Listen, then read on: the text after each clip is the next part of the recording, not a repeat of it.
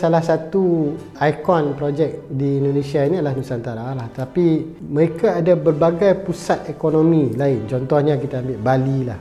Bali dia ada ikon dia sendiri sebagai pusat wisata, pelancongan mereka. Dan projects that branding yang sebegitu. Macam tu juga Jakarta dulu sebagai pusat perekonomian. Tetapi saya rasa Indonesia ni dia nak meluaskan peranan wilayah-wilayah yang ada dan dia nak menghasilkan potensi-potensi ekonomi baru dalam wilayah yang berbeza. Itu cara dia untuk menangani jurang ekonomi antara wilayah dia. Saya percaya Jakarta akan terus mempunyai peranan dia. Tetapi dia nak expand the role. Itu jangka masa panjang, of course. Itu antara potensi-potensi yang mereka telah berfikir daripada sekarang.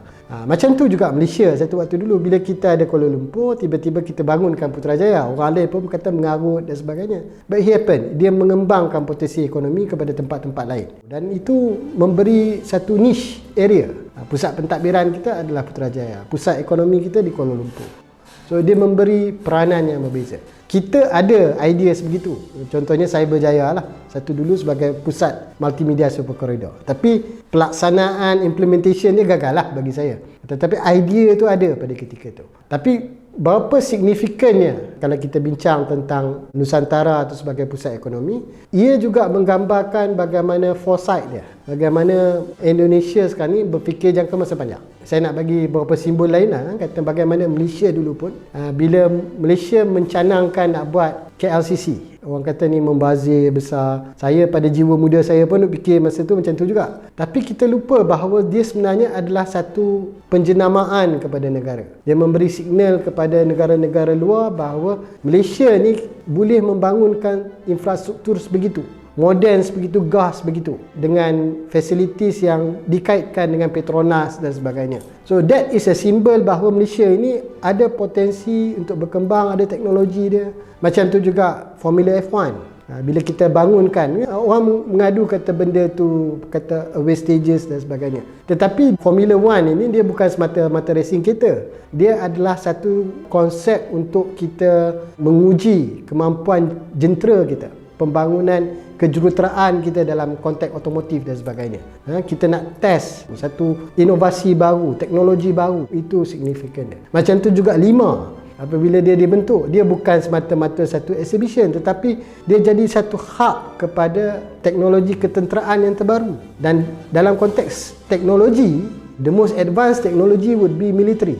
Jadi kalau kita nak tengok yang paling hebat, yang paling banyak investment dalam negara-negara maju, mereka akan invest kepada militarization. So itu sebenarnya menjenamakan negara. Saya rasa itu juga konteks yang berlaku di Nusantara. Mungkin bagi saya, mungkin mereka juga belajar daripada kita. Tapi kita tak belajar dengan diri kita sendiri. Yang mana di situ mereka bercakap tentang ekonomi baru di Nusantara. Bercakap tentang autonomous vehicles, autonomous public transport, AI teknologi, data center, smart building, green city. Semua itu memberi gambaran dan cuba menjenamakan Indonesia, kata ini adalah negara masa depan. Dan kesan daripada itu, of course, dia cuba mempengaruhi interest, minat kepada investor, pelabur-pelabur. Dia kata, wah, ini bukan the backward city yang kita bayangkan dulu. Ini bukan negara rasuah, ini bukan negara kampung, bukan negara yang terkebelakang. This is negara ASEAN yang bercakap tentang ekonomi masa depan, teknologi masa depan, dan ini adalah negara yang lebih efisien